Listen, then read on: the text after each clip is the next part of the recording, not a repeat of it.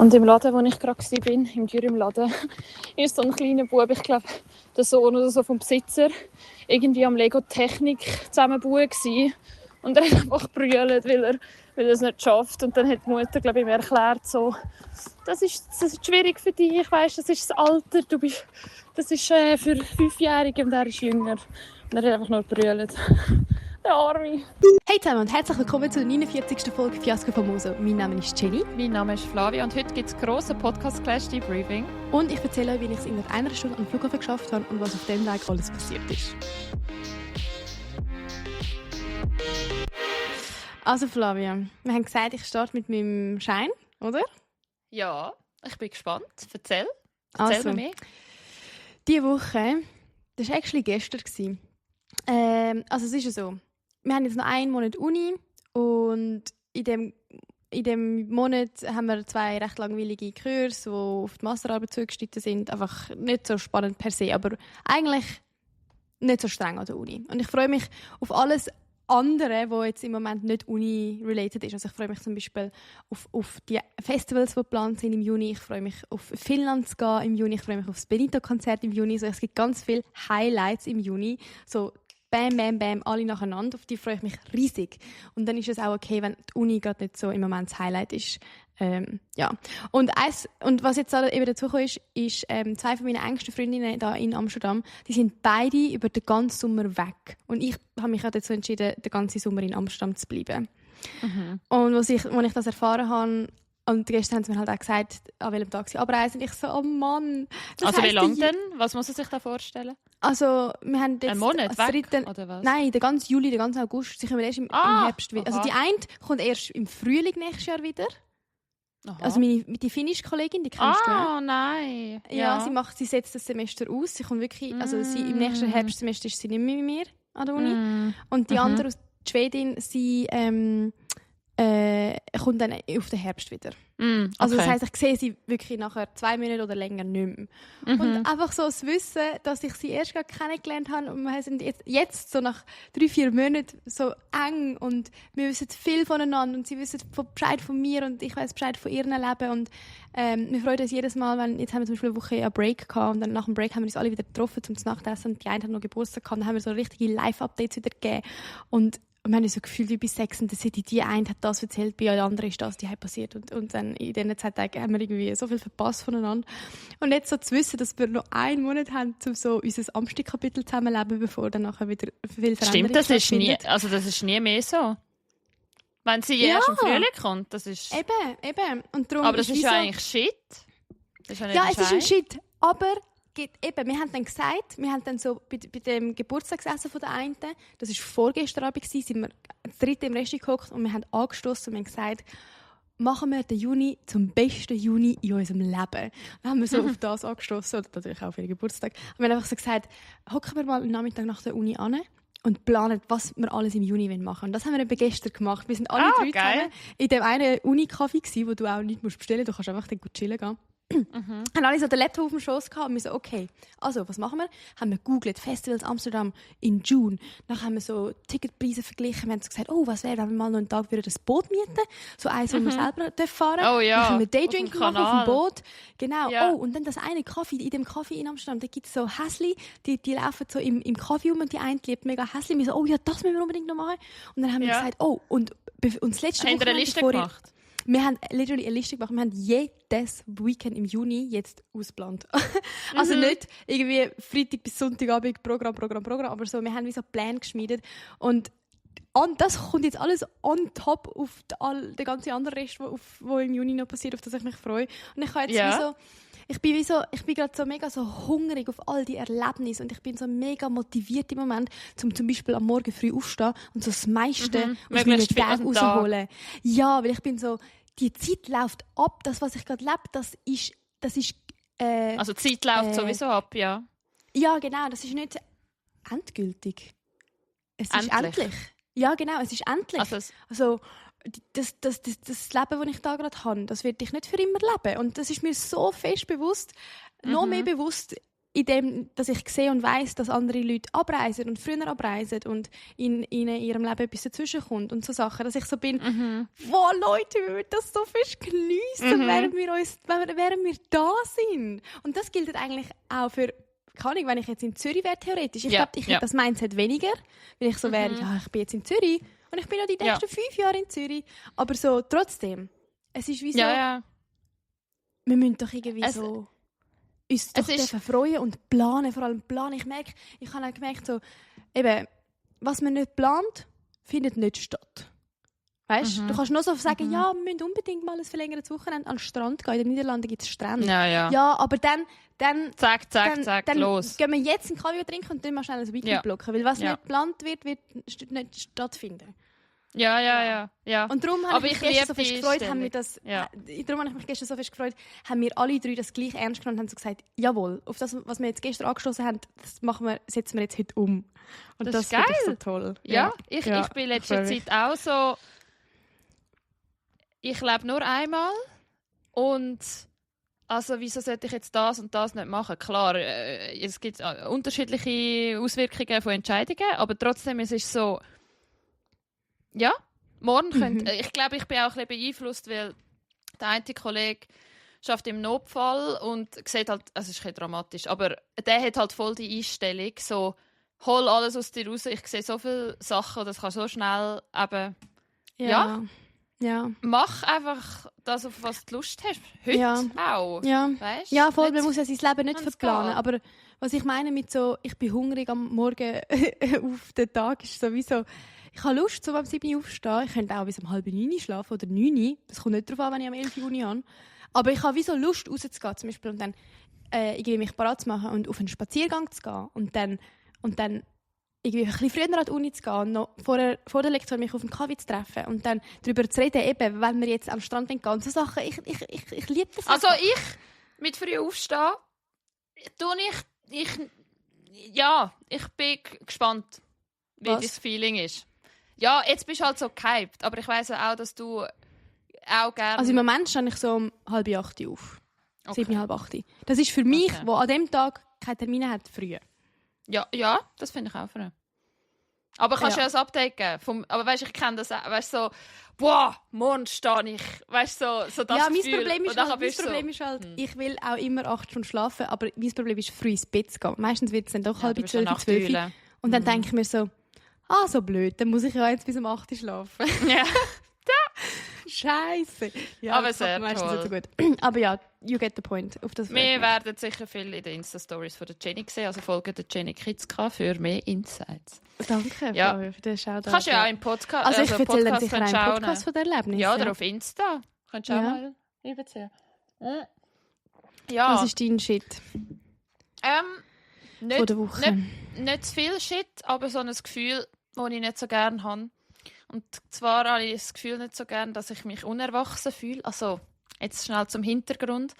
Das ist mega, ich glaube, für viele banal. Aber ich war letztes Mal bei einem Kollegen, der so mega im Kochgame ist. So ein bisschen wie dein Freund. Ja. So mega Passion. Zum Beispiel hat er irgendwie Holunder-Ding gesammelt und aus dem Limo gemacht, das eingelegt über Tage. Und auch sonst so beim Kochen, weißt du, so der 5. Sinn, wie heisst der? Der Gu. Nein, Mann. Der 5. Sinn. Aha, so checken, was miteinander kombinierbar ist für einen guten Geschmack und so. Ja, aber es gibt den 5. Gu von Japan. Fuck. Ich weiß. Umami. Ja! Umami. Ich liebe Umami. Auf jeden Fall. Also ja, ich habe halt keine Ahnung von Umami. Aber auf jeden Fall... Mittlerweile, das will ich noch schnell sagen. Mittlerweile, irgendwann habe ich mal gecheckt, was Umami ist, weil ich etwas gegessen habe und der Lukas... Also erklär es mir mal, weil ich check's immer noch nicht ganz. Umami ist eine Geschmacksrichtung.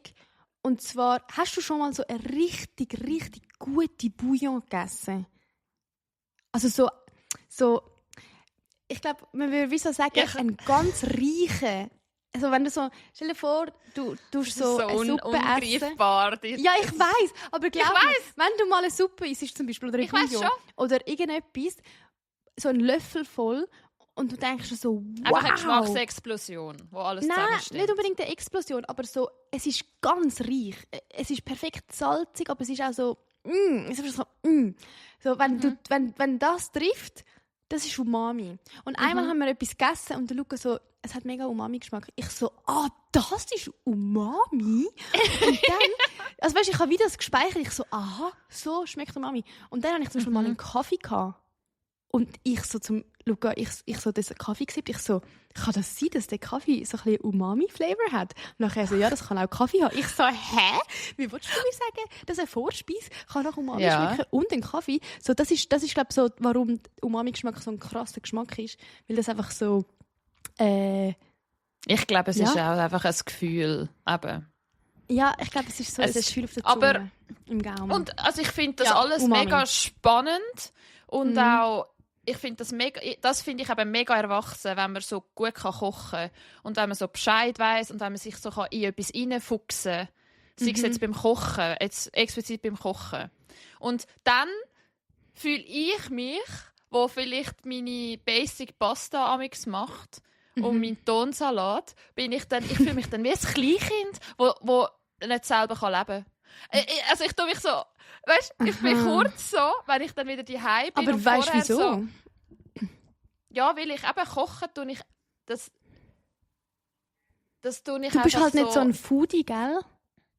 Ich esse ja schon auch mal gern und ich glaube, es stört mich an mir selber, dass ich ein bisschen faul bin, weil zum Beispiel, als er dann erzählt hat, wegen dem Holunder und der Limo machen, es ist nicht so eine Sache, weißt? Es ist einfach ein langer Prozess und du musst wissen, wie, aber es ist jetzt nicht Rocket Science. Da selber Pasta 4 Stunden machen. Das braucht einfach Zeit. Oder Sauerteigbrot oder so. Genau. Aber und zum Beispiel habe ich schon lange, ich habe so viele Pflanzen dieses Jahr gekauft. Da fühle ich mich sehr erwachsen. Auch Kräuter und so. Aber die Kräuter sind so dort. Die Kräuter sind so, der Rosmarin steht dort so. Und ich so, du musst wie nichts machen dafür, dass es gut kommt. Ja, nein. Ich so, was mache ich jetzt mit dem? Also, brauchen zum Kochen? Ja, aber eben, zu was brauche ich Basilikum? Ich bin nicht ich bin wie zu wenig kreativ oder zu wenig gebe ich mir Mühe, um zu überlegen, okay, der Rosmarin, wie könnte ich den brauchen? Oder, den Rosmarin will ich eigentlich schon seit 2 Wochen Rosmarinsirup machen. Und ich bin einfach zu faul. Oder ich nehme das nicht in Angriff. aber weißt du was? Also, ich habe eine These. Vielleicht ist es, weil es dir keinen Spass macht. Nein, ich glaube, es macht mir hure Spass. Was macht dir Spass? Es macht dir Spass? Ich glaube, den Rosmarinsirup machen könnte mir Spass machen. Weil es ist nicht so etwas, wo ich anbraten und überlegen, ist ja, aber ich meine jetzt Kochen. Ich glaube, Kochen macht dir wie zu wenig Spass. Weil alles, also zum Beispiel, was du gern machst, machst du dann automatisch auch oft, weil du es halt gern machst. So zum Beispiel, eben mein Freund, der ist halt gut geworden im Kochen, weil er gerne gut isst, weil er viel Wert darauf legt, auf feines Essen. Und er so gefunden hat, das wäre mir schon wichtig oder ich finde es schon gut, wenn ich dann weiss, wie man das macht. Und so. Dann hat er sich das beigebracht und über die Jahre und so. Und also ich weiss nicht, aber vielleicht leistest du einfach wie nicht so viel Wert darauf auf dein Essen. Oder du bist einfach wie so schnell zufrieden. Vielleicht. Vielleicht. Also zum Beispiel beim Kochen, ich bin glaube ich eine gute Assistentin und tue gerne schnibbeln. Ich tue mega gerne schnibbeln. Eine gute Sous-Chefin wärst du. Genau. Oder du hast jetzt zum Beispiel einmal gesagt, beim Reisen. Es ist auch das Gleiche mit Kolleginnen, die häkeln. Denke ich mir auch immer, Mann, so geil, dass du das machst. Ich will auch. Wahrscheinlich will ich es gar nicht. Weißt du, was ich meine? Ja, weißt du, was glaube ich? Weißt, das habe ich manchmal auch. Ich glaube, ich glaube, in dem Moment findest du dann eher geil, dass die Person so dedicated ist. Gar nicht unbedingt, was sie macht, sondern dass die Person etwas so fest zu ihrem Ding macht, oder? Ich finde eben, das ist, wie sagt man, nicht adorable, aber so... Ansteckend und anziehend. Ja, genau. So zu sehen, aha, die Person und ich denke dann hat das voll für sich entdeckt. Voll. So. Und bei uns ist so jetzt zum Beispiel, also von beiden sicher der Pod. Ich weiss, aber ich vergesse das manchmal. Weißt, es ist halt einfach in Anführungszeichen reden.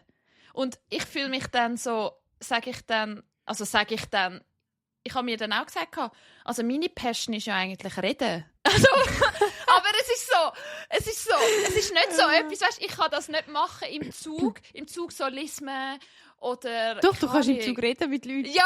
Ja. Nein, weißt du, was ich... Es ist manchmal so Ja, blöd. also hättest du gern eine Passion, die mehr wie eine erkennbar ist? Ein classy Passion. Oder eine klassischere, vielleicht. Wo ich auch Okay, kann für mich spannend. allein machen kann. Wo ich kann für mich allein machen Sehe ich, ja. Das Weißt du? Bedürfnis check ich, ja. Für mich ist das Journalen zum Beispiel. Ja, Oder auf irgendwann einen ist es auch- Spaziergang gehen. Ja. Ja, ich glaube, ich Loki, kann will auch gerne, ich wenn man eigentlich ein mit Häkeln Endprodukt anfangen. hat. Wenn man, Ja, bist du dir ich ha- sicher? Tust du gerne häkeln? Ich habe gerne gehökelt. Ich hatte so eine Phase gehabt, und dann habe ich es ein bisschen abgeleitet. Aber Hökeln, wow. Beim Hökeln konnte ich so gut meinen Kopf abstellen. Das ist viel geiler als Scrollen. Aber es ist doch erst geil, wenn man es kann. Und ich Nein, kann, ja, es ist auch satisfying zu lernen. Ich finde, Hökeln ist wie Klavier lernen, wie ein Lied auf einem Klavier lernen. So, du machst einen Fehler und du hörst ihn gerade und denkst so, fuck, nein, nochmal, ich probiere es jetzt rasch nochmal. Und dann machst du so lange die Fingerabfolge, bis du hörst, dass es richtig tönt. Und dann hast du so Dopaminausschuss. Und beim Hökeln ist es genau das Gleiche. Du siehst den Fehler gerade und dann machst du es nochmal auf und dann tust du die Linie neu hökeln. Bist wow, so, nein. Also, geil. Nein. Ja. Und Und machst du wieder den Fehler? Nein, dann würde ich den Scheiß Nein, du schaust dann ein Tutorial auf YouTube und weißt du, vielleicht fehlt dir die Geduld. Ja, safe. Ja, safe. 100%. Ja. Dann hast du vielleicht keine Geduld für so Sachen, die Dedication brauchen. Ja, und das Steile schießt mir These. vielleicht an. Nein, ist nicht so steil. So. Aber das Bisschen. ist, ich versuche wie sogar den Grund aufzuführen, Ja. weißt? Ich glaube, Ja. man muss manchmal mit mir etwas zuerst zusammen machen, dass ich es nachher allein mache. Wie, ich müsste vielleicht jetzt einmal den Sirup machen mit dem Kollegen, der so gut kochen kann. Und dann habe ich schon mal ein positives Erlebnis, weil ich nehme an, der kann das. Oder du siehst, Und- wie einfach es ist. Genau. Und nachher würde ich es nachher machen. Ich weiss Du kannst nicht. ja ein Update geben dazu, ob du in Also, 2 Wochen mal ein Ich Sirup schwöre, gemacht ich hast. mache einen Rosmarinsirup, weil sonst der Busch da draussen. Also, in der nächsten Folge trinkst du deinen Rosmarinsirup. Oh mein Gott. Okay, ich Also muss jetzt- es aufschreiben. Rosmarin. Weil Also, Sirup, in der dauert noch nächsten ein Zeitchen. In der nächsten Rosmarinsirup. Folge wollen wir einen Taste-Test von deinem Rosmarinsirup, okay? Ist gut. Sehr Ach, ich gut, bin danke gespannt. vielmals. Zeigst du Gut. das Glas bitte in die Kamera? Perfekt, Ja. hätten wir das geklärt. Ich hätte einfach, also ja, ja. Nein, ich denke natürlich nicht. Super. Also, vom Rosmarinsirup gehen wir zum Podcast Clash. Genau, der ist Dort jetzt haben wir schon. auch viel getrunken, oh meine Güte. Der ist Ey, jetzt ich eine habe Woche im her, Fall... ganz genau eine Woche. Ich habe Also vor allem es- den Kater am nächsten Tag gesagt. Ich auch. Alter. Ich Ich habe habe nicht Bouillon im erwartet. Büro getrunken. Ja, du hast mir ein Foto geschickt. Das ist schon Hey, so schade. ich bin voll nicht mit der Einstellung an zu saufen oder so, dass wir einen Ausgang zu behandeln. Aber ich habe dir schon gesagt, ich glaube, ich brauche vor dem Start 2 Voll. Bierli oder ein Prosecco oder so. Und das habe ich auch Holen wir gemacht. Ich habe Backstage- schnell die Leute ab. Podcast Clash Oh ja, ist stimmt. eine Game Show zwischen Podcasts und wir sind eingeladen als Headliner im Exil. Ja, und Danke dort vielmals an eben- die Einstellung, an die Einladung an dieser Stelle nochmal.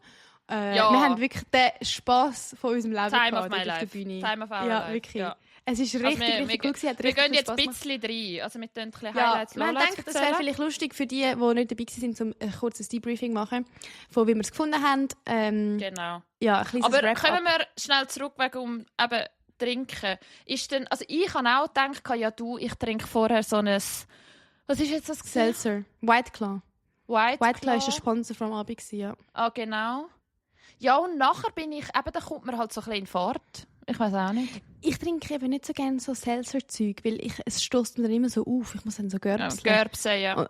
Ja, das mache ich nicht. Also wenn ich auf der Bühne bin... Auf jeden Fall habe ich 2 Bierli getrunken und nicht so viel gegessen an dem Abend. Ja, das Und ist dann das auf der Problem gewesen. Bühne haben wir Bierpong gespielt und noch einen Shot genommen und noch einen Drink bekommen und noch ein Hard Seltzer getrunken. Aber und haben in die der Leute Pause gecheckt, dass angestossen. wir ein bisschen angetrunken waren? Also meine Friends sind dann im Nachhinein zu mir gekommen, also an dem Abend, und haben so gesagt, Jenny, kann das sein, bist du in der ersten Hälfte oder in der zweiten Hälfte? Ich weiß nicht genau, was sie so, kann das sein, dass du dort schon ein bisschen angeschwipst warst? Weil wir haben dich angeschaut und gefragt, ob alles gut ist mit dir. Wirklich? Oh ja, und ich weiss genau, welchen Moment sie gemeint hat. Weil ich Welchen? so, also relativ am Anfang, wo sie glaub, so das erste Spiel erklärt hat. Es war bei mir glaub, so eine Mischung aus nichts gegessen, 2, 3 Bierchen intus, auf leerem Magen, gepaart mit der Nervosität. Ich glaube, man hat wie in meinem Blick so angesehen, dass ich jetzt gerade so mich wie konzentriere zuzuhören, aber eigentlich bin ich mega nervös und in meinem Kopf mit ganz vielen Gedanken beschäftigt. Ich glaube, so ein bisschen das. Ja, Weil ich weiss nicht, wie es dir gegangen ist, aber die erste Hälfte bin ich ein bisschen nervös gewesen, so die ersten 5 Minuten, wo wir abgehockt sind. Mehr so Anfangsnervosität, bis die verfliegt. Und ich bin in der ersten Hälfte noch viel mehr so in meinem Kopf gewesen, so. Soll ich jetzt einen Spruch sagen? Soll ich das, was ich denke, soll ich das aussprechen? Hat das, was ich eigentlich irgendjemand gehört? Hat dabei irgendjemand gelacht? Sag ich zu viel? Sag ich zu wenig? Ist das, was ich sage, lustig? So, ich habe streng. Ich habe viel mehr so Gedanken gehabt. Aber das war, ja, weil, ganz ehrlich, ich bin halt nie auf der Bühne und schon gar nicht vor Publikum. Das ist für mich gewöhnungsbedürftig. Aber in einem guten Sinn. Ich habe es auch genossen. Also, weißt du, so, ich bin nicht rein gestresst gewesen, sondern ich habe einfach irgendwie wollen. Habe ich lustig gewesen? Ich weiß es nicht. Ich einfach Doch, sicher. Du bist sicher mehr im Kopf gewesen. Ich kenne dich ja auch. Ich bin sicher mehr im Kopf als du. Aber dann nach der Pause, da hat vielleicht auch der Alkohol geholfen, nicht, dass ich das praisen will, aber so in der zweiten Hälfte bin ich einfach nur noch careless gewesen. Ich bin einfach nur noch am Geniessen gewesen, nur noch am Machen, am Sagen, am Reden. Und beim Jenga, beim letzten Spiel, ist sie so, wo ist Stieg? Ja. Oh Gott, ich cringe so hart. Nein, ich cringe. Weißt du, warum cringe ich? Weil nachher klatschen etwa so 5 Leute und jemand so und nachher ich so, ach du Scheiße, wenn jemand fragt, wo ist die Stimmung und nachher klatschen so 3. Nachher habe ich mir gedacht, das finde ich halt auch so das Schlimme nach so Auftritt. Kommen dir gewisse Situationen, einfach so ploppen dir einfach so während dem Tag wieder bei mir die ganze Nacht. Und dann denkst du so, Scheiße, in dem Moment hätte ich das sagen können, das wäre so lustig gewesen. Ich habe zum Beispiel das Video angeschaut und habe dann gedacht, wow, bei diesen 7 Nasen, die klatschen, hätte ich können sagen, okay, die Stimmung ist nicht mit uns im Raum oder so etwas. Weißt, aber das ist, glaube ich, etwas, wo keine Ahnung, mit der Übung kommt oder ich weiß doch auch nicht. Ich glaube, das ist einem gegeben. Ja, oder es ist einem gegeben. Dann ist es mir vielleicht nicht gegeben, meinst du? Ja, aber dir ist anders gegeben. Ja, aber dir ist anders gegeben, weil du bist vielleicht... Das ist ich glaube im Fall schon, dass mir das gegeben ist. Ich bin es mir einfach noch nicht so gewohnt. Nein, ich habe das Gefühl, weißt du, so spontane, wo du so musst gerade auf jetzt mega kreativ sein, hilft es halt wie nicht. Wenn man noch überlegt, oh Scheiße, wie kommt jetzt das über, weil man, weißt du, dann ist es ja, aber ich glaube zum Beispiel mit mehr Erfahrungen lege ich das ab. Da bin ich mir sicher. Ja. Du wirst ja, also weißt jeder, nicht, dass ich jetzt Comedian wäre, aber so jeder Comedian oder Entertainer wird ja mit der Zeit besser. Ja, aber es gibt die also weißt, also ich sage nicht, dass du nicht geboren bist für das, aber es gibt auch die, ich geboren bin dafür. Nein, aber ich sage, ich bin ein bisschen in meinem Kopf gewesen, aber du hast gesagt, das ist mir nicht gegeben, das hast du gesagt. Ja, auf Anhieb einfach, ja, aber es ist ja nicht schlimm. Ja, weißt, agree. Du hast ja auf der Bühne, du hast ja 2, du hast so schnell gemerkt, welches Team was für eine Dynamik hat. Weißt, wir hatten so eine Eigendynamik gehabt, dann unsere Gegner, dann die einen wie wirst du die beschreiben? Das sind mich jetzt Wunder. Unsere? Einfach die Dynamik. Wir sind recht unterstützend gewesen. Also weißt, wir kennen uns gut und haben uns nicht irgendwie in etwas reingeritten. Und ich habe das Gefühl, eine Gruppe hat sich eher so ein bisschen angefickt. Ist auch eine Variante. Also jetzt kannst du nicht in Gruppen reden und den Namen nicht sagen? Oder willst du den Namen nicht sagen? Nein, ich sage einfach eben ein Gastteam. Wo eher, ich glaube, das ist so eine Art von ihnen, dass sie sich ein bisschen andingsen. Weißt? Ja. Aber je nachdem, wenn man die nicht kennt, dann ja. Aber ich finde bei uns... Du hast ja noch 2 Highlights oder 2 Lowlights gehabt. Genau. Was willst du anfangen? Lowlights? Also Lowlight ist das Reinlaufen. Dort habe ich mich am unwohlsten gefühlt. Warum? Ich kenne mich... Wenn ich zu lang... Eben, das ist genau das. Wenn ich zu lang über etwas nachdenken, wie ich was mache, dann fühle ich mich nicht mehr wohl. Ich habe es am liebsten, wenn ich jetzt einfach muss... Das ist dann auch ein Highlight. Die viele Spontanität. Genau, einfach so ins Wasser gerührt werden. Aber wieso, zum Beispiel, ich habe mir gar nicht so den Kopf darüber zerbrochen, wie dass wir reinlaufen vor das Publikum. Weißt du, warum hast du dir da dabei, warum ist das so ein Kopfzerbrecher gewesen bei dir?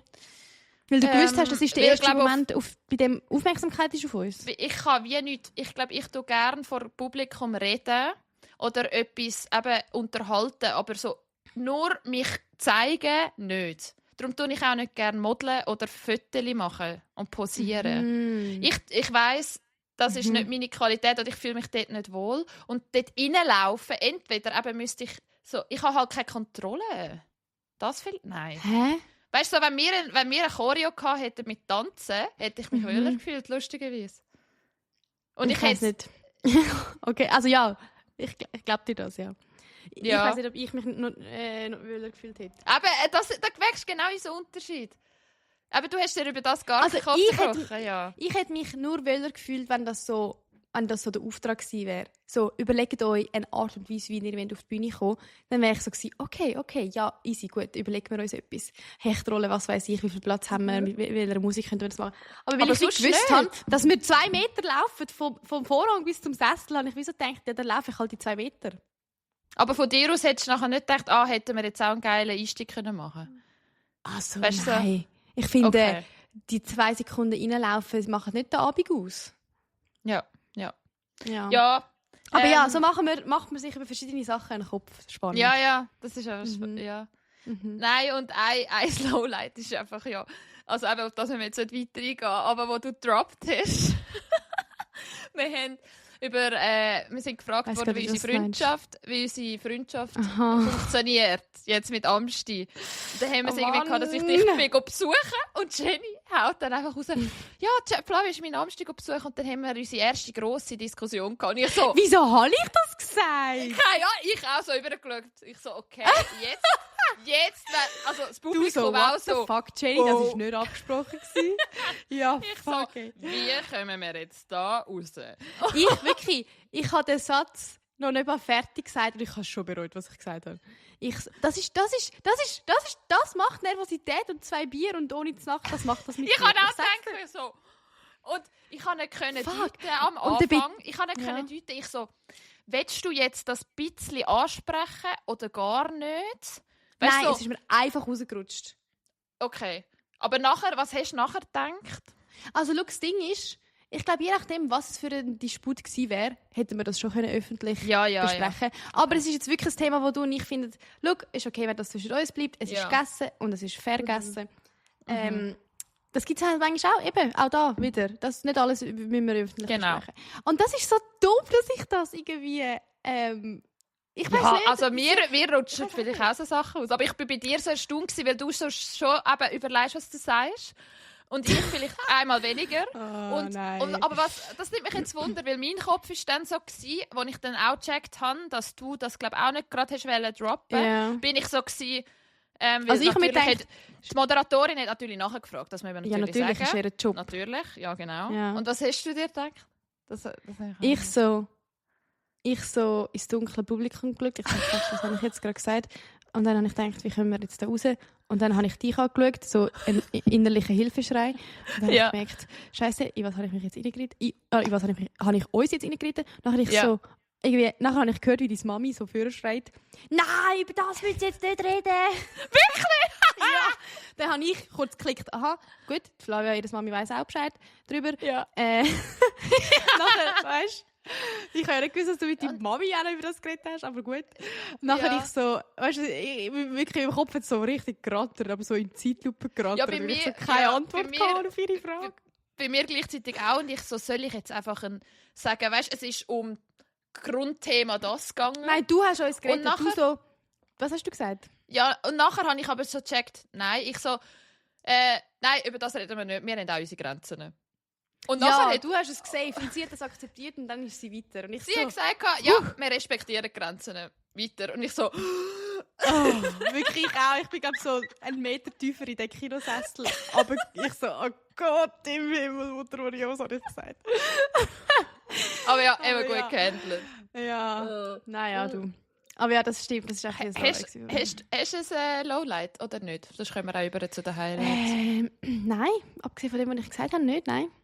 Ja, was hast du ein Highlight? Mein grösstes Highlight ist ich kann gerade sagen Fans, unsere Friends. Und zwar kommen wir rein, wir hocken ab. Die ganze erste Reihe war besetzt von meinen Friends. Und ich habe voll überhaupt nicht gerafft, dass die alle ein weißes Shirt anhaben. Weißt, ich habe wie so ihre Gesichter registriert und dass sie vorne hocken und dann irgendwie so gar nicht gerafft, wie dass die alle plus, warte mal, sagen, du hast dir ja vorher schnell «Hoi» gesagt und dort haben sie so kein weißes Shirt gehabt. Also, weißt, nein, aber anscheinend ist auf jedem Stuhl ein weißes Shirt gehangen, weil sie so Plätze besetzt haben. Habe ich auch nicht gerafft. Ich bin literally zu ihnen angeguckt. Ich habe siehst, so und fest sie schon gedacht, fuck. So fest bin ich irgendwie am Schweben gewesen, weißt, so vor, nicht Nervosität, aber so vor Aufregung oder Excitement, Freude. Wenn ich wie so, ich habe so Freude gehabt. Ich habe auch nicht gewusst, Adrenalin. Nein, nicht Adrenalin, sondern einfach so Freude. Ich habe mich einfach mega fest gefreut. Also weißt, in dieser halben Stunde, wo sie schon dort waren und ich bin ihnen «Hoi» sagen, bin ich nicht voller Adrenalin gewesen, aber ich habe mich einfach gefreut, weil ich auch nicht gewusst habe, wer alles kommt. Ich habe nicht so Track behalten darüber, wer kommt, wer nicht kommt. Auf jeden Fall habe ich es irgendwie nicht so gerafft. Und nachher werden wir begrüßt und Bettina, die Moderatorin, sagt etwas und dann mein Freund dreht sich wie so um, weil sie haben Shirts angehabt, wo vorne unser Logo vom Podcast steht, mit einem QR-Code zu unserer Spotify-Seite und auf dem Rücken hinten unser Logo. Und nachher, während irgendwie eben die Moderatorin redet, dreht sich so mein Freund um und zeigt so seinen Rücken und ich erkenne sofort die Farbe von unserem Podcast-Logo. Gelb, so pink-blau. Pink-blau, genau. Ja. Und nachher sage ich wirklich rede voll rein. Ich so, nein, schau mal, wie herzig und so. Und dann schaue ich die Reihe an und merke, dass alle das gleiche Shirt haben und ich fange mich fast an zu brüllen. Und man sieht so auf dem Video, wie du mich so mit dem Ellbogen angingst. So, Jenny, raff dich zusammen, hallo, wir sind da gerade. Weißt du, weil ich habe wirklich so einen Lachflash bekommen. Ich habe es zuerst auch nicht gecheckt. Ich habe so einen Lachflash bekommen, habe fast angefangen zu brüllen, weil mich das so berührt hat, dass die sich das überlegt haben oder dass mein Freund das organisiert hat und dass sie jetzt alle in dem Shirt dort hocken. Ja, hat mich irgendwie so berührt in dem Moment und dann bin ich auch kurz aus dem Konzept gebracht, wo ich so, warte mal schnell, sorry, was hast du gerade gesagt? Ja, ich auch gerade so, fuck, irgendwie will ich jetzt das appreciaten und so sagen, danke, weißt du? Ja. Okay, ich kann etwas sagen, aber eben, das meine ich. Ich wollte so sagen, sorry, ich bin gerade aus dem Konzept gebracht worden, weil schau dir bitte schnell die erste Reihe an. Ja. Aber das ist eben die erste Minute, wo wir auf der Bühne waren und darum, ich sage ja, ich bin so in meinem Kopf gewesen, sollte ich das jetzt ansprechen? Ja, aber das sind auch sehr viele Einflüsse am Anfang gewesen. Genau. Also, ja. Hast du noch ein Highlight? Also allgemein eben Spontanität habe ich ja wie schon angesprochen. Eben darum Time of my life, wenn ich nicht weiss, was kommt und es sind Spiele und man kann im Team zusammen etwas machen. I love it. Und oh mein Gott, weil sonst, wer organisiert das schon? Ja, nur der Podcast? Ja, Mann. Ja, also, nur Sexil, Mann. Wirklich so geil. Also weißt, Podcasts sind alle selber produziert oder einfach so, halt schauen, dass sie irgendwie selber etwas auf die Beine stellen, meistens, weißt, so irgendwie Tours oder irgendwie Community-Events. Aber es ist so geil, dass ein Club wie Sexil findet, komm, wir machen auch ein Podcast-Event. Das finde ich voll cool. Weil das eben so, einfach auf eine andere Art. Ich wüsste jetzt nicht von so einer Art von Event. Aber ja, nein, mega cool. Und ja, und also ich habe einfach 2 Spiele als rausgepickt. Und zwar die PowerPoint-Karaoke habe ich geil gefunden und die Medienkonferenz. Ja, Medienkonferenz habe ich geil gefunden, aber das mit der PowerPoint... Also ich weiss nicht, wie tief wir über die Spiele reden sollten, weil die nicht da waren, checken ja wie die Spiele waren. Oder willst du das ja, wir können ja schnell... Also nur PowerPoint... Aber nein, warte, ich erkläre schnell, nachher kannst du den Punkt sagen zu PowerPoint-Karaoke. PowerPoint-Karaoke ist einfach, dass du ein random PowerPoint über etwas bekommst. Wieso Karaoke? Es ist einfach PowerPoint. Nein, es hat PowerPoint-Karaoke geheißen. Aha, okay. Weil du einfach quasi eben musst wie präsentieren. Ich glaube, auf jeden Fall. Also ja, ein random PowerPoint. Ein random PowerPoint über Dudelsack bekommen, wieso es wieder im Trend ist. Und dann wissen wir halt nicht, was für Slides kommen. Und dann musst du wie zusammen den Vortrag machen. Und es ist halt wie Impro-Theater. Und ich liebe, also ich habe schon mal überlegt, ins Impro-Theater einen Kurs zu machen. Aber ich habe es nie gemacht. Aber ich habe das geliebt. Plus eben Medienkonferenz war auch so gewesen. Einmal waren wir Mediensprecherinnen und die Jungs, die Journalisten, die uns nachher Fragen stellen konnten. Und wir sind von Swiss und mussten da sagen, wieso es jetzt auf Langstreckenflügen Stehplätze gibt. Wir haben einfach das beste Argument nicht gebracht, dass dann Tickets günstiger werden. Das haben wir auch nicht gesagt. Ja, aber mit gute Argumente bringen. Ich finde auch. Einmal haben sie gefragt, so, was ist denn mit Leuten im Rollstuhl? Nachher hast du so angefangen zu sagen, ja, so Leute im Rollstuhl, die wären dann... Und dann hast du überlegt, was du sagen sollst. Und dann habe ich den Satz beendet, nicht dazu aufgefordert, zum Stehen. Ja. Nein, ich habe gesagt, die werden ausgekippt. Und dann wissen wir... Ja, weil sie ja gesagt haben, wie tust du nachweisen, dass wirklich die Person im Rollstuhl ist. Und ein Spiel, dort habe ich mich so hilflos gefühlt, beim Pantomime. Ich habe meinen Rücken zu der Leinwand gehabt, auf der das Wort gestanden ist. Und es ist gestanden Oberschiene. Und du hast irgendetwas am Boden rumgekräsmet oder ich weiss nicht was. Nein, das war bei Rattenschwanz. Come on. Wir haben das letzte Mal schon besprochen. Ich bin nicht als Oberschiene am Boden. Aber ja. Wie hast du Oberschiene pantomimisiert? Ich habe es nicht gecheckt. Schau, wir hatten zuerst Rattenschwanz gehabt, das hast du nachher nicht... Also den Schwanz hast du gecheckt. Ich habe Schwanz gesagt, nachher hast du aber gesagt... Nein, 2 Wörter. Genau. Ja, und nachher ist es halt Schwanz und nachher du so... Also ich habe mit deinen Fingern nicht gecheckt, ob du jetzt meinst, 2 Wörter, das erste oder 2 so, ja, das ist der zweite Teil vom Wort. Ich habe das wie nicht gecheckt. Voll. Und dann habe ich weiter gesagt und nachher ist halt die Oberschiene gekommen und darum bin ich wie beim Schwanzthema geblieben, wegen dem Emoji. Und nachher bin ich so für mich hast du jetzt das gleiche Wort gemacht. Ja, eben, aber halt eben ist es ja auch blöd. Also ja, der zweite Teil. Aber nachher bin ich so, Alter, wie mache ich Oberschiene? Da habe ich so, ich isse sie. Nachher hat sie gemeint, Blowjob, oder was ist das? Lutschen.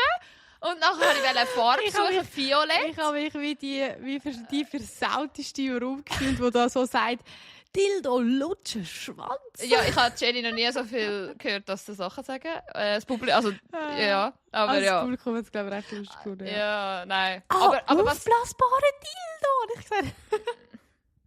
Ja, gut. Aber was hast du bei der PowerPoint-Karaoke nicht so geil gefunden? Oder wieso hast du das so geil gefunden? Ich habe einfach das Thema Dudelsack hure random gefunden. Aber das ist ja das Geile und du musst etwas Geiles daraus machen. Ja, ich habe es einfach schwierig gefunden. Aber ja, ich habe auf jeden Fall auch meinen Spass gehabt. Also, weißt du nicht mehr, den Moment, den vergiss ich nicht mehr. Wo die Jungs, sie haben es nämlich gecheckt, unsere Gegner-Jungs. Ich habe so etwas erklärt, wegen geschichtlich, dass wir... Es war so ein Bild von einem Menschen, der so Dudelsacktröten aus dem Kopf hatte. Und dann habe ich gesagt, wir hätten irgendwie probiert, das Hirn grösser zu machen. Und nachher ist der Ton rausgekommen. Also weißt, es ist um Geschichte gegangen, wie der Dudelsack erfunden wurde. Haben wir etwas erfunden, oder? Und nachher habe ich so gesagt, ja, und dann hat man dort reingeblasen und nachher ist der Ton rausgekommen. Und nachher habe ich zu den Jungs übergezeigt. Und nachher hat sie ja den Dudelsack-Ton gemacht. Und ich habe es geliebt, dass sie das gerade gecheckt haben. Weil wenn sie es nicht gecheckt haben, wäre es nicht geil gewesen. Aber sie voll. Ich habe wirklich... Ja, voll. Das habe ich auch. Das war sehr smooth von dir. Dass so ja, und ihnen auch so, dass sie es gerade so gemacht haben. Geklickt hat, ja. Ja, sehr geil. Das Geilste habe ich auch gefunden.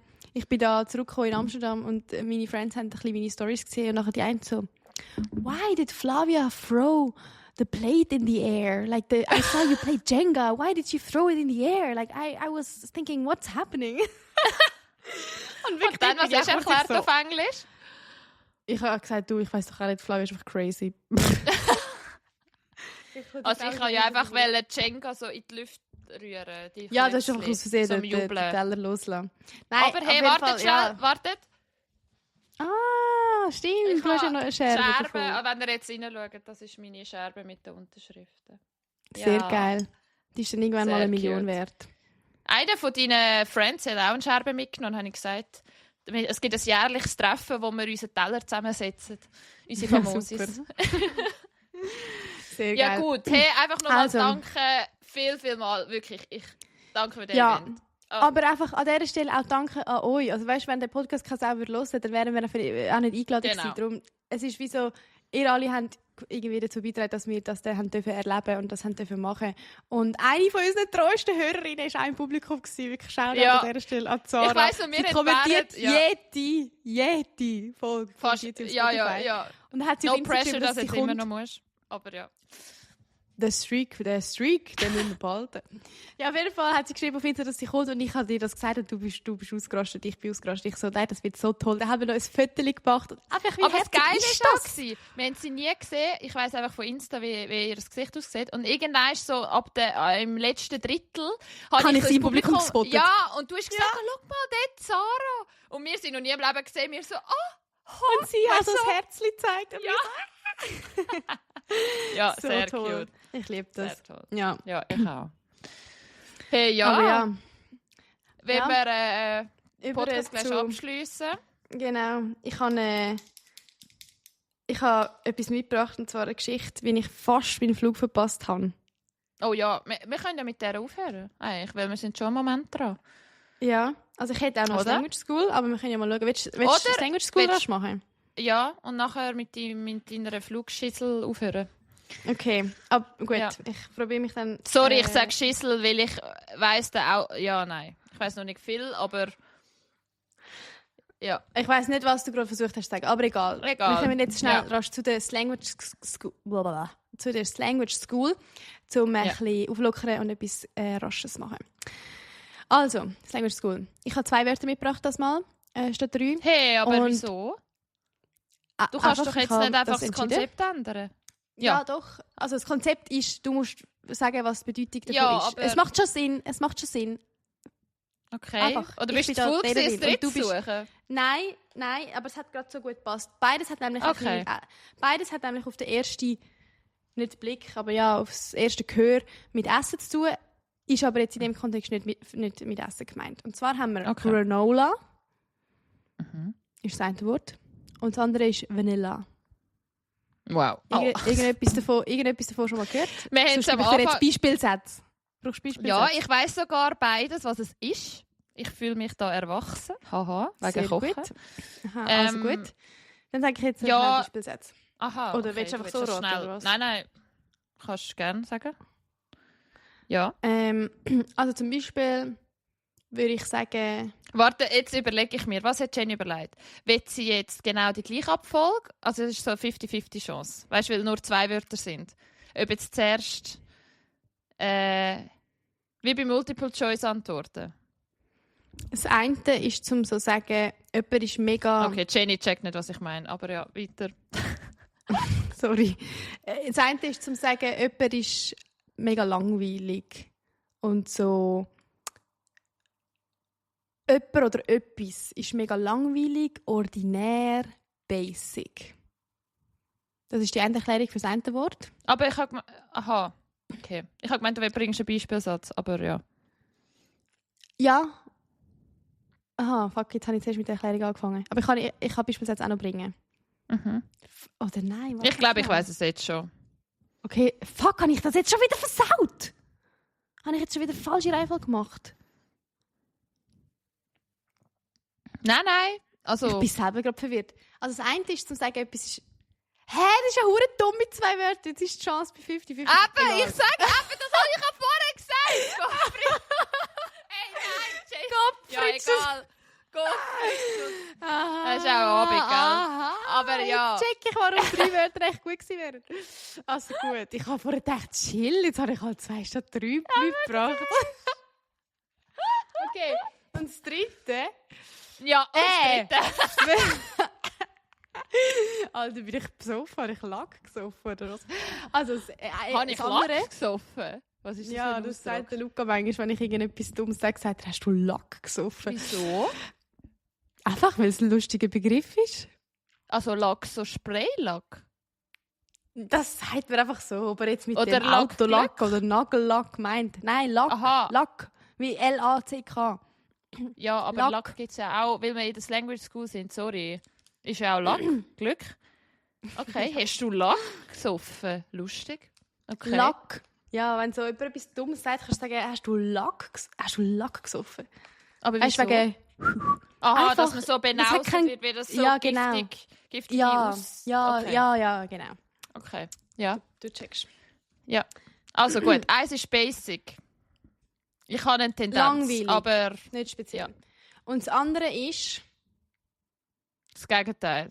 Fancy Nein. Pansy. Das andere ist so... Das andere ist so On the hip. top.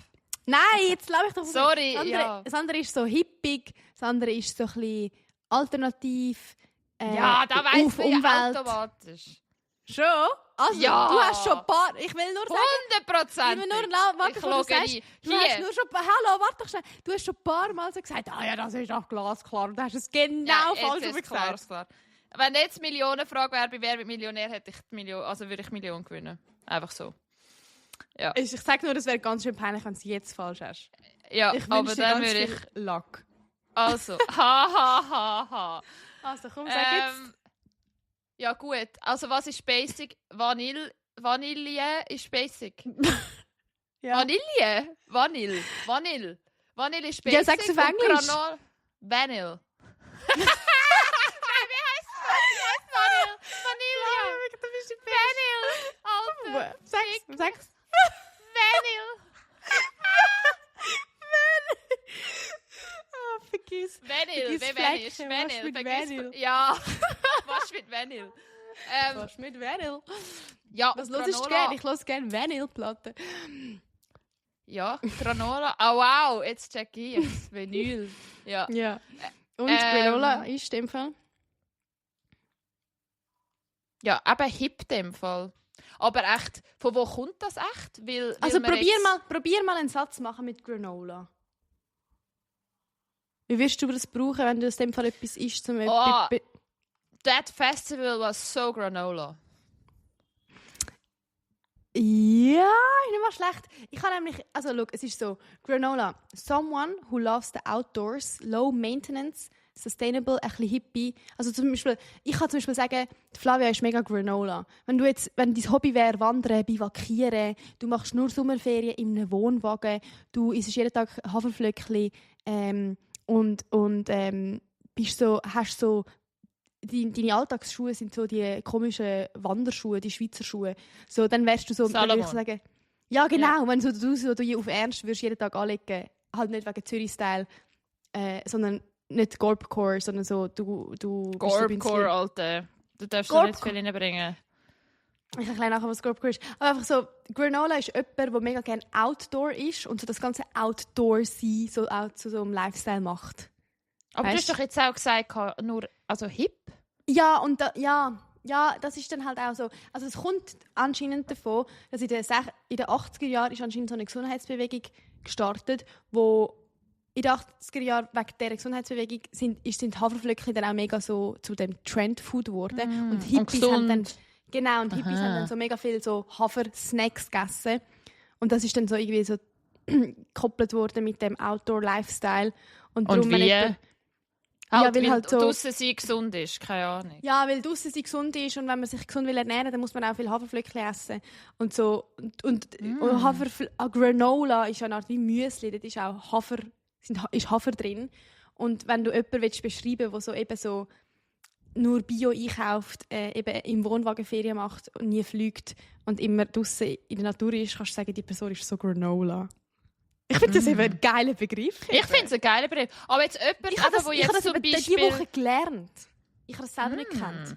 Ich habe das diese Woche gelernt und habe dann gefunden, Nice. das wäre das Wort für die Language School. Aber wenn ich jetzt eben die Salomon-Schuhe auf Ernst, also nicht auf Ernst anlege, sondern einfach, weil sie in sind, bin ich dann nicht Granola. Weil es ist ja, also das Outdoor, der Outdoor-Style mit auch Arterix-Jacke, habe ich jetzt übrigens auch eine, bin ich jetzt Granola? Nein, Granola ist... Also, wenn du Salomon-Schuhe anhast mit einer Arc'teryx-Jacke für zum Arbeiten in Zürich, dann ist das Gorbcore.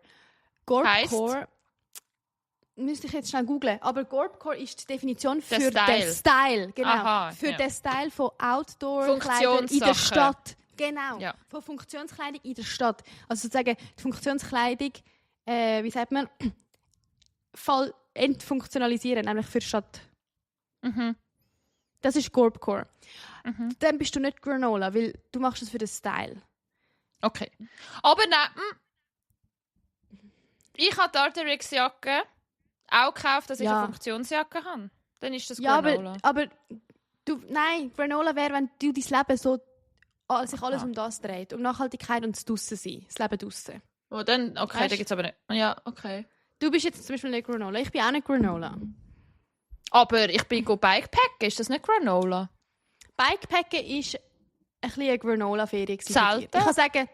Ich kann sagen, ja, Flavia's trip to Lofoten was so Granola. Oder ich kann es auch auf Schweiz. Wieso reden wir Englisch? Ich kann auch sagen, Ja, weil du halt Flavia viel ihre- Englisch der redest. Flavia ihrer Lofoten-Trip war mega Granola gewesen. Nein, das würde ich so Geil. nicht sagen, aber man könnte. Zum sagen, könnte. es war mega Granola gewesen. Anyway, Okay. genau. Und Vanilla ist so jemand oder etwas, wo langweilig ist, ordinär. Du kannst so sagen, boah, wenn jetzt jemand zum Beispiel nie eine eigene Meinung hat, sich nie kann entscheiden kann, du in der Runde fragst, was haltest du davon und dann irgendwie nichts kommt, kannst du sagen, Mann, die Person ist so Vanilla. Einfach so. Oder eine Kollegin Oder- von uns, die nur beige hat, das ist für mich halt auch Vanilla. Ja, genau, du hast es gecheckt. Ja. Das ist so Vanilla. So, keine Farbe, kein Muster. Für mich, oder? Also es ist ja einfach auf mich uns genau. bezogen. Genau. Ja. Oder so Ja, ist jemand, nice. Ich fände jetzt jemand ist Vanilla, wenn jemand in der Wohnung so keine Farbe will haben. Alles nur beige einrichten. Oder so Boho, so mit diesen weißen Ja, oh mein Gott, ja, Knöpfsachen. Boho fände ich auch so hure Vanilla. Aber, ja. Ja, ist halt subjektiv, aber Genau. finde ich geil, Spannend. dass du das gecheckt hast. Danke, Jenny, für die 2 Vanilla Wörter. und Granola. Das heisst, du hast Bitteschön. dich entschieden, das Gegenteil. Ja, egal. Weißt, ich Was habe ja kommt jetzt? überlegt, was überlegst du? Tust du zuerst welche Antwort sagen? Egal, müssen wir jetzt nicht analysieren. Also weißt, gut. ja, weiter geht's. Und wir gehen, Jenny erzählt ihre Flughafen-chaotische Story. Ich weiss nur den Output, aber wie es dazu gekommen ist, weiss ich nicht. Also genau, ich habe nämlich der Flavia geschrieben, Flavia, was ich gerade in der letzten Stunde erlebt habe, wäre dein Horror gewesen. Nämlich, also das Problem ist, ich wohne jetzt in Amsti und muss ab und zu in die Schweiz und für das nehme ich halt eigentlich das Flugzeug aus verschiedenen Gründen.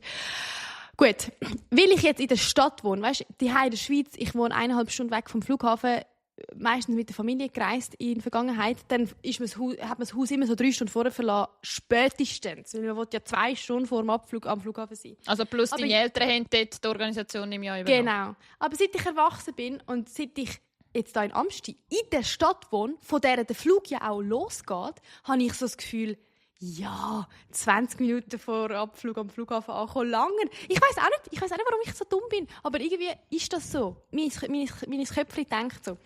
Und dann denke ich, gut, lange, wenn ich eine Stunde vor Abflug das Haus verlassen will, ich bin ja mit dem Tram in 10 Minuten am Bahnhof, mit dem Zug in 5 Minuten am Flughafen und dann habe ich 45 Minuten, das langt. Aber Plus hast ich du kann- nur Handgepäck, oder? Ja. Genau. Sonst Ich kann bist du also sonst sogar schwer. genau. Ja, nein, mit Check-in. Ich reise immer nur mit Handtaschen oder mit Handgepäck im Moment. Gut, mein Problem ist aber, jetzt kommen da all die aber. Ich habe die Running Late Krankheit. Ich denke mir so, in 3 Minuten fährt das Tram. Das ist der Moment, in dem du eigentlich ein normaler Mensch legt dann Schuhe an Nein, ich bin schon dort. und fertig. Aber ja. Oder steht schon an der Tramhaltestelle, genau. Aber ich denke mir dann noch so, warte, ich wollte noch schnell den Güssel runterbringen. Aber dann muss ich noch schnell den Güssel aus dem Bad noch in den grossen Güssel tun.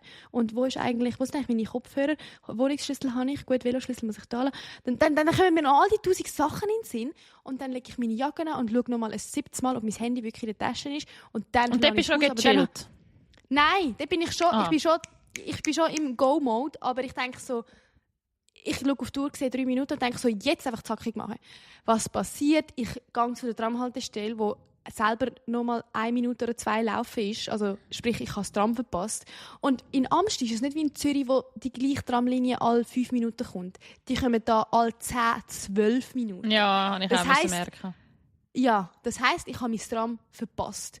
Mind you, ich bin 60 Minuten vor Abflug aus dem Haus. Das heisst, ich habe 10 unnötige Minuten vor meiner Haustür an der Tramhaltestelle verprasselt, einfach um aufs nächste Tram zu warten.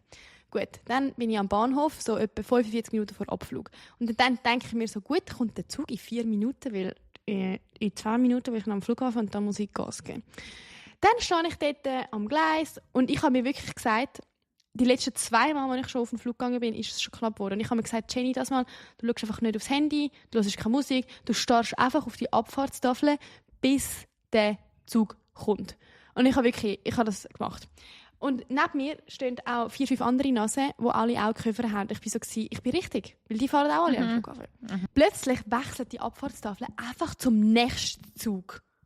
Und ich so, fuck my life, what the fuck. Ich hätte mir ein Füßchen gelacht, wenn ich dort gewesen wäre für dich. Nein. Aber ja. Ich hab gedacht, bin ich jetzt behämmert? Da ist jetzt kein Zug gekommen, ich kann vergessen einsteigen. Da ist einfach keiner gekommen. Und wirklich, alle, die mit mir am Gleis waren, alle haben so die anderen angeschaut am Gleis und so haben ihr das auch gerade gesehen? Was machen wir jetzt? Was machen wir jetzt? Und ich habe gewusst, die müssen alle auch an den Flughafen, aber ich, keiner muss so dringend am Flughafen wie ich. Wahrscheinlich. Ja, wahrscheinlich. Nachher haben alle sich so versammelt und der eine Herr hat so geschaut, wenn der nächste Zug kommt. Ja, das ist aber so herzig. So ja, mega. Sorry. Mega. Und nachher habe ich so in die Runde gesagt, ich weiss ja nicht, wieso ich geht, aber ich muss jetzt sofort am Flughafen. Ich bestelle mir einen Uber, falls ich einen Uber möchte teilen. Und nachher hat die eine Frau von dem Bärli so gesagt, wann geht denn dein Flug? Ich so, es ist dann so 10 vor 9 gewesen. Ich so 10 vor, und um 9 Uhr fliegt er? Nein! Aha! Am 10 vor, also ich bin am Bahnhof gewesen. Und von dort sind es nochmal so 5 Minuten Zugfahrt, also 2 Stationen. Wann fliegt er? Halb? Der Flug ist gestanden, also Boarding, oder was, Gate Closing 9.35 Uhr. Also ich habe wie bis um 9.35 Uhr Zeit gehabt zum Einsteigen. Und es war 10 vor 9 Uhr gewesen. Ja. Also so, ja. Und nachher hat sie so gesagt, wann geht denn dein Flug? Weil ich gefragt habe, wer sich ein Uber teilen will. Ich so, ja, 9.30 Uhr. Und nachher ihr Gesicht war wirklich so, was machst du? Ihr Gesicht hat so richtig so judged. Was machst du noch da? Was machst du noch da? Ja. Und nachher ihr Mann hat eben geschaut, wenn die nächste Verbindung kommt. Und er so, ich glaube, du bist schneller, wenn du einfach auf den nächsten Zug wartest. Weil das Auto mit dem Autofahren wäre 20 Minuten gegangen. Verkehr, ja. Und der Zug, ja. Nachher habe ich nochmal einfach 5 Minuten an dem huren Gleis ausharren, bis dann der nächste Zug gekommen ist.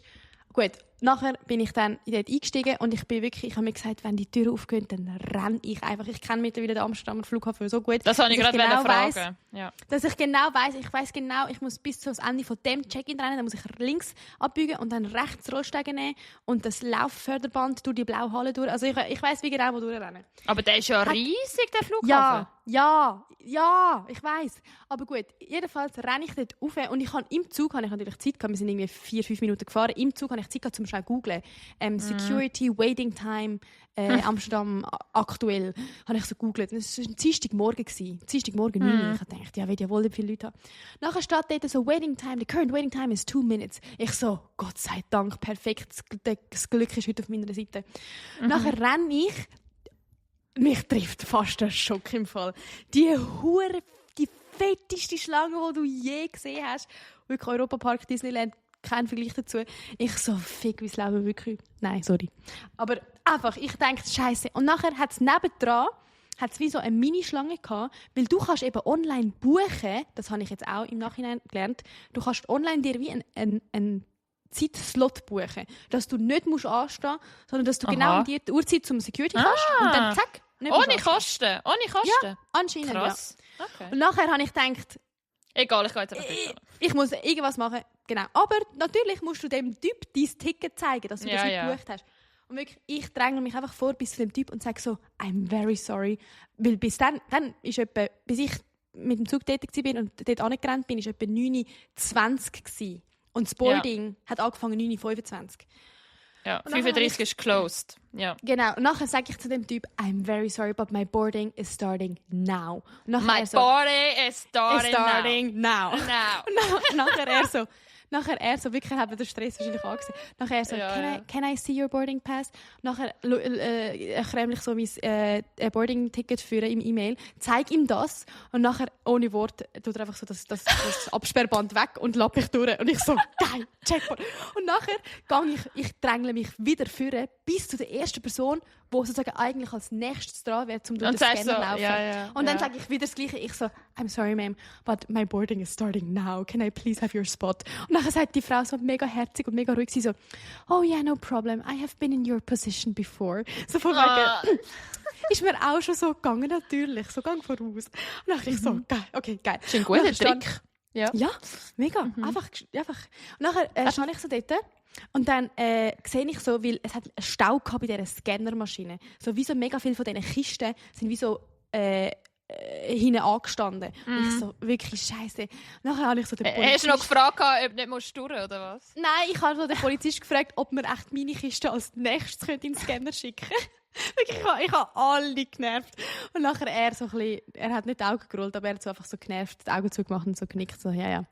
Gut. Und dann stehe ich so dort in dem Scanner, zack, laufe auf die andere Seite und warte auf mein Gepäck, bis es aus dem Scanner kommt. Und dort denke ich mir so, weil dann war etwa 9:25 Uhr, ich habe gewusst, das Boarding startet jetzt. Yeah. Ich muss nachher losrennen, wenn ich mein Gepäck habe. Aber an dem Zeitpunkt habe ich gedacht, ja, könnte noch klappen. Ich bin ja jetzt da, sozusagen. Und dann habe ich mir gedacht, das Einzige, was jetzt noch schief gehen könnte, ist, dass meine Tasche rausgenommen wird. Weil das kostet mich dann wertvolle Minuten. Hast du Flüssigkeit dabei gehabt? Ja! Ja! Weil bei dieser Running Late Krankheit, die ich habe ich natürlich beim aus dem Haus gehen, der Grund, warum ich auch das Tram verpasst habe, ist, weil ich noch die 7000 Sachen gemacht habe und weil ich gedacht habe, warte, meine Trinkflasche, ich muss ja noch meine Trinkflasche füllen. Und ich habe 2 Trinkflaschen dabei gehabt, weil wo der Luca wo der Luca, ja, erstens, weil ich viel Wasser muss trinken, weil sonst ich eine Blasenentzündung bekomme, wenn ich nur schon daran denke. Und wo der Luca von Zürich oder einfach von uns hierher auf Amsterdam gefahren ist mit dem Velo, hat er 2 Velobidons dabei gehabt. Und er hat mich gefragt, ob ich die wieder heimbringen kann. Habe ich gedacht, ja, wenn ich sie schon heimbringe, die Velobidons, Dann fühle ich sie. Dann trinke ich noch genug Wasser bis vor dem Flug. Gut, nachher wird meine Tasche rausgenommen. Ich so, fuck my life, was habe ich Die anderen 3 Liter dabei. Ich, wirklich 3 Liter Wasser dabei. Nachher die Polizistin, nein, nachher steht sie auf der anderen Seite, meine Tasche. Und niemand geht sie holen von der Security-Personal. Und nachher gehe ich so zu der Polizistin und sage ihr so, mein Boarding hat schon angefangen. Kannst du bitte mit die Tasche durchsuchen? Mach mal deinen Job jetzt! Ja, jetzt. Und nachher sagt sie mir so, you have to be here on time, you have to be earlier next time. Weißt du, dann sagt sie mir so, Ich wäre auch da. Wirklich, ich so, ja, ich weiss doch, Mann, das musst du mir doch nicht sagen. Glaubst du, das macht mir Spass? Glaubst du, ich mache das freiwillig? Aber ja, ich mache es ein bisschen freiwillig. Und nachher, für den Kick. Nachher nimmt sie meine Tasche und dann nachher kommt es mir in den Sinn. Ich so, I know what it is. Like, I have 2 big water bottles in there. Nachher sie so, ja. Nachher sie so, wenn du sie ausleeren willst, musst du alles nochmal zurückgehen. Nein! Und nachher ich so, nein! Ich so, nein! Hast du alles getrunken? Ich habe gefragt, darf ich es trinken? Und nachher sie so, ja. Dann mach ich habe das im Fall nicht getrunken, ich habe das gesoffen, das Wasser. Und es ist mir links und rechts ist mir das Wasser runtergelaufen. Und die Frau, die mich vorher führen lassen hat, die hat sich im Fall kaputt gelacht. Wirklich. Alle haben das mitbekommen. Ich hatte richtige Schweißausfälle. Alle haben gesehen, wie ich mich da in einer Sekunde vorgedrängt habe. Die Frau hat sich den Arsch abgelacht, wo sie gesehen hat, wie ich exe. Und dann nach der ersten Flasche sagt die Polizistin so, oh girl, you will have to pee all day. Und dann habe ich mir so gedacht, Girl, du hast keine Ahnung, was ich immer trinke. Das ist okay. Und nachher nehme ich den zweiten Bidon und fange auch an leer zu saufen. Und dann in der Hälfte sagt sie so, okay, that's fine. Sie so, ist okay. Sie so, ist okay, ich glaub's dir, das ist nur Wasser. Du kannst das, musst du nicht zeigen. Ja, so von wegen, ich habe verstanden, du hast im Stress, du musst gehen. Und nachher... Ich sehe dich so, sie sagt es okay und du so am Saufen, so, ja. really? Ja. Really? Ja.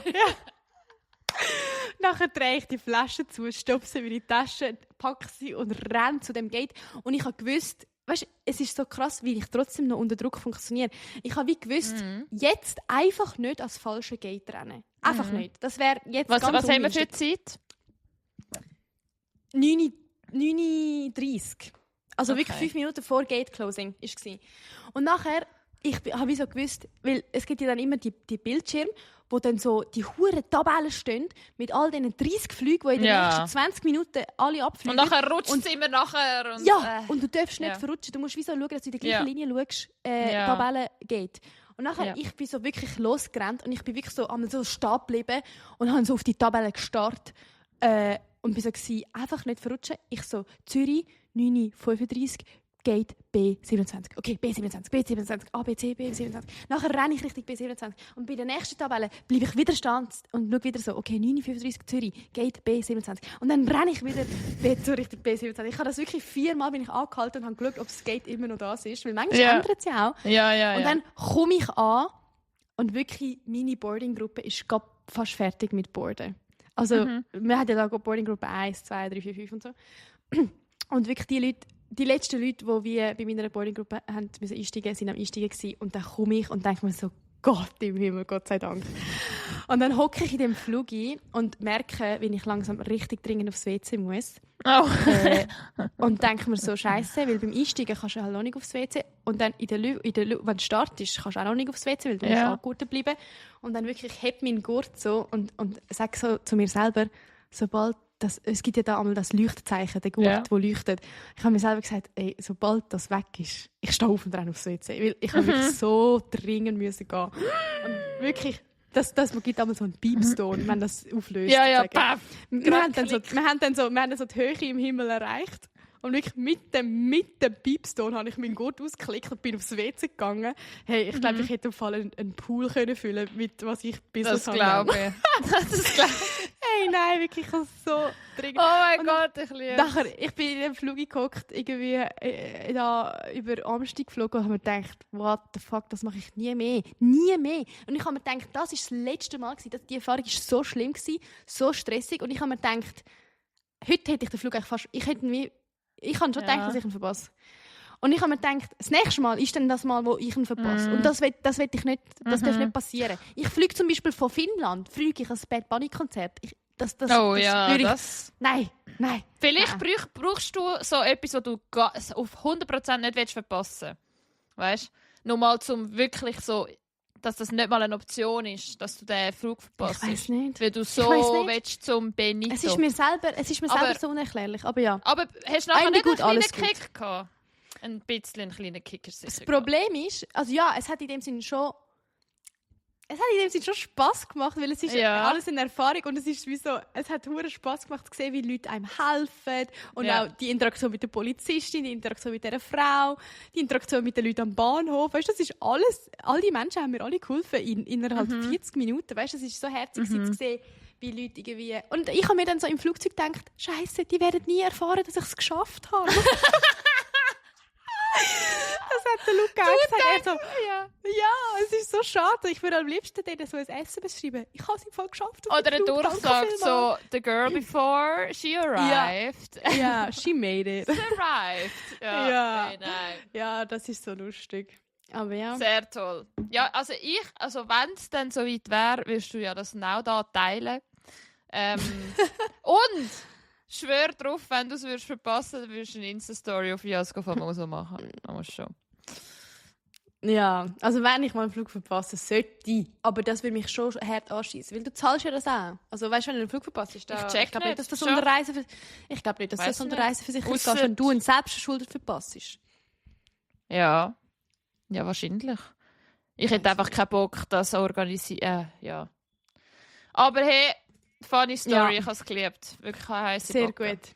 Ich auch, vom Erzählen. Ich habe das Gefühl, noch mal durchlebt. Aber ja. Ja, du hast es definitiv durchlebt. Ja, und wir jetzt auch. Oh, mega also gut, das wollte ich noch loswerden. Schön. Ich will noch loswerden. Ja, hey, folgt uns. Gebt uns 5 Sterne, wenn wir in dieser Stunde euch unterhalten haben und ihr eine bessere Zeit habt oder eine gute. Ja, und ansonsten, was willst du noch sagen, Jennifer?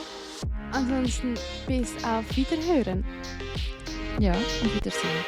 Tschüss. Auf Wiederhören und Wiedersehen. Ciao, ciao.